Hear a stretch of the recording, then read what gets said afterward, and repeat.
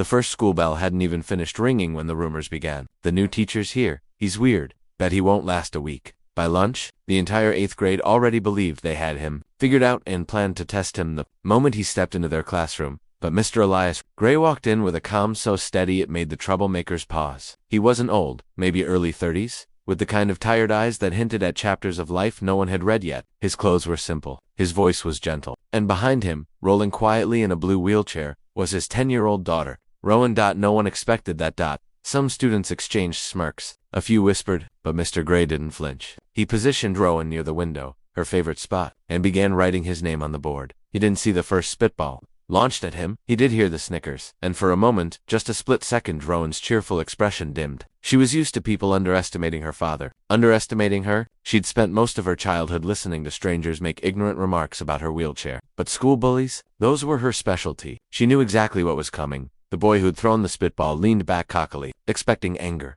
But Mr. Gray didn't scold. He didn't raise his voice. He simply turned, gave a small smile, and walked to Rowan. "Sweetheart," he said clearly for the class to hear. "Should we show them the chair trick?" Rowan's face lit up. "The one from the cafe?" "The very one." Every student leaned in as Rowan locked the brakes on her wheelchair. Her father placed one hand on each handle. "Timing matters," he whispered to her. She nodded. "Ready?" Then in a stunning burst of speed, Mr. Gray spun her chair in a tight, perfect circle, one wheel lifted just enough to show control, the chair whirling like a dancer. The class gasped. The maneuver was smooth, practiced, fast. And when he finally stopped, Rowan raised her arms like a world-class performer. The room burst into applause. Even the bullies. But shock turned to awe. When Mr. Gray spoke, "You see, we've trained together for years," he said softly. "Many people look at Rowan and think less. They look at me and think weak. They judge before they know our story. And that's why I became a teacher, so no one in this room ever grows up believing cruelty is strength." Silence filled the room. He wasn't angry, he was honest. And honesty, when placed in front of kids used to sarcasm and shouting,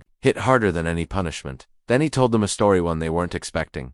After Rowan's mother passed away, he'd been a single father balancing grief, work, and his daughter's medical needs. Every day was a battle. Every night felt lonely. Until one morning, exhausted and running late, he rushed into a small cafe. He remembered it so vividly he could still smell the coffee beans. He had been lost, tired, ready to give up on everything. Then he heard it. "I saved this seat for you." Rowan, waiting in her wheelchair, had dragged a chair to the table with her tiny hands so her father didn't have to stand. She had saved it because she knew he carried burdens he never spoke aloud. "That moment," Mr. Gray told the class, voice thick with emotion, "reminded me that kindness has power. It can rebuild a man. It can reshape a family. And maybe, it can change a classroom."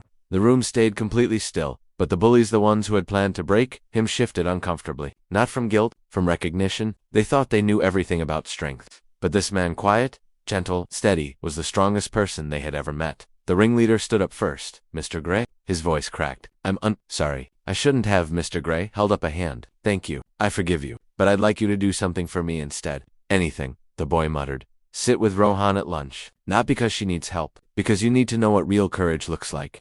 The boy swallowed. "Okay." The whole class watched as Rowan smiled at him, a genuine warm smile that didn't blame or judge. "I saved a seat for you too," she said softly, and that was it. 60 seconds of truth. 60 seconds of humility. 60 seconds that transformed an entire class.